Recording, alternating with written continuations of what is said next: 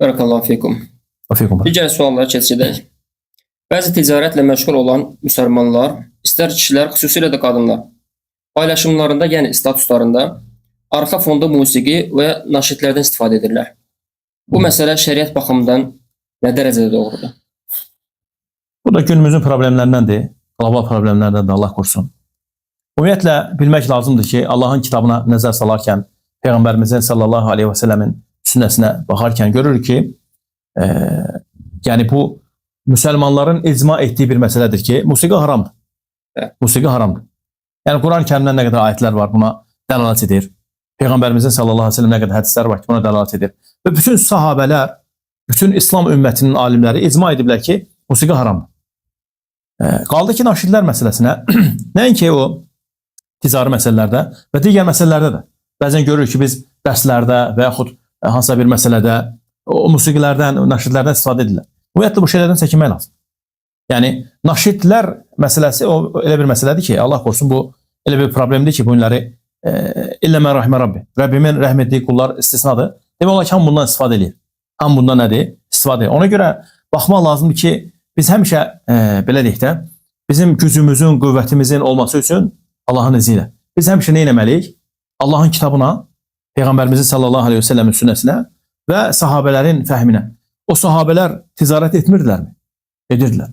Peyğəmbərimizin sallallahu aleyhi və səlləm vaxtında ticarət yox idi. Əlbəttə, hətta başqa ölkələrə gedirdilər ticarət üçün. Onlar nə cür edirdilər? Yəni bunu, məsələni belə deyək də, özümüz üçün bir mənhəc etməliyik. Naşidlər, bugünkü naşidlərdən danışıram. Hansı ki, o musiqi sədaları altında adını naşid qoyublar. Əslində o musiqidir, əslində. Nədir? Əslində o musiqidir. Ələ bi zikrillahi tatmainnul qulub. Allah Teala buyurur ki, qəlblər ancaq Allahı zikr etməklə mutmain olur. Bir insana sual versək ki, amma insafla cavabındasın. Sən Quran-ı Kərimə də qulaq asanda, naşidə də qulaq asanda eyni rahatçılığı mı tapırsan? Cavab olaraq nədir? İnsafla cavab versin. Mən cavab istəmirəm. Cavab dinləyicilər özləri versinlər ki, desə ki, bəli, mən musiqiyə Qurana da qulaq asanda, naşidə də qulaq asanda nədir? Eyni rahatçılığı tapıramsa, deməli o məsələni başa düşməyib. Yəni sözüm göbul səslənməsin, amma ki nədir? Bu məsələlərdən son dərəcə kimi çalışıb uzaq durmaq lazım. Yəni ticarət edirsiniz, Allah bərəkət versin. Allah Teala bol-bol ruzlar göndərsin. Oradan çalışıb haramlarla ümumiyyətlə nədir? Halallara yol yoxdur.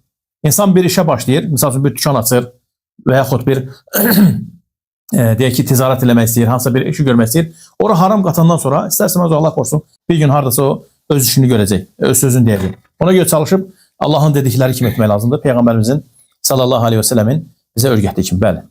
Allah daha doğrusu bilir. Barakallahu fikum. Digər suala keçək. Sual verən deyir ki, sübh namazını qılmamışam.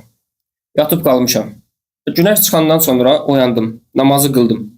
Namazdan dərhal sonra zikirləri etməliyəmmi? Yəni, fərz olan namazın zikirlərini etməliyəmmi? Bəli. Yaxud sübh zikirlərini etməliyəmmi? Ümumiyyətlə, sübh namazından sonra sübh zikirləri olur. Bu